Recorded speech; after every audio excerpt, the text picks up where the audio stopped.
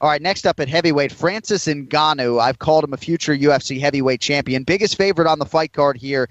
And I think given what he did last year, it's hard to argue that he doesn't deserve that distinction. Maybe not at this price, minus 445, taking on Andrei Arlovski, who is plus 335 and hugely motivated here.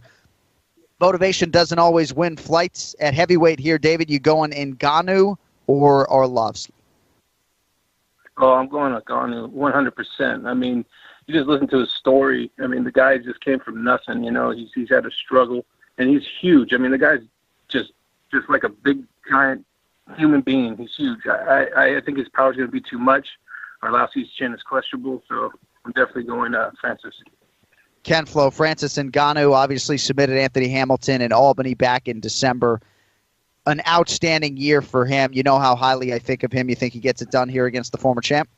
Ngannou is a trainer's dream. I think that Ngannou gets it done. I think he's too hungry. He's too strong. I think his chin is probably too preserved at this point of the game, whereas Arlovski has a lot of miles on his. Ngannou gets it done.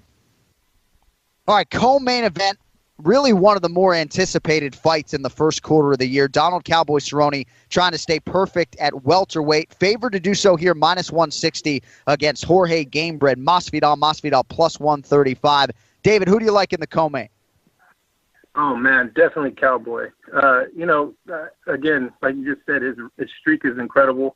I think Masvidal is going to be hard to fight. Obviously, he's got some power. He's got great striking. I think he's a little flat-footed, though. So he might be a counterpuncher more in this fight. Cowboy definitely will bring it to him. The only thing is Cowboy has to, he's going to take some shots. So hopefully he doesn't get sit down or KO'd. But I think Cowboy's going to end up giving him a head kick, probably like in the third round, knock him out. All right, 209. All right, David likes Cerrone. Ken Flo, all you, kid. All right, David, we're finally getting interesting here. I'm actually going to go the other way. I think Cerrone can certainly win. He's going to be very dangerous, especially with his kicking game and his submission game. But I think Masvidal is going to be slick enough to avoid it. I think Masvidal gets it done by decision.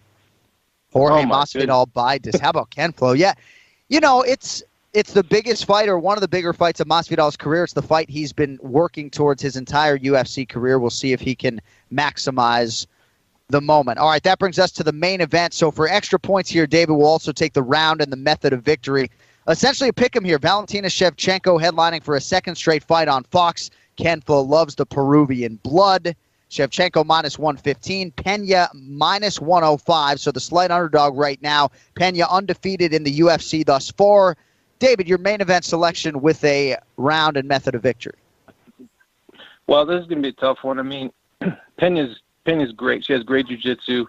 She has a lot of power in her hands. And I think she has a real chance to win this one. Although, I mean, Shevchenko, she's got just hands. She's got hands. Her striking is incredible. It's high level. I mean, it's probably one of the best in the women's MMA. I think it's going to be hard for her. I mean, she doesn't hit as hard, but she's going to keep tacking on punches just like my boy Nick and Nate Diaz. They can get a knockout going that round. But I believe Pena's going to be able to take her down and submit her probably in the third round. Third round submission with conviction from David there. Juliana Pena.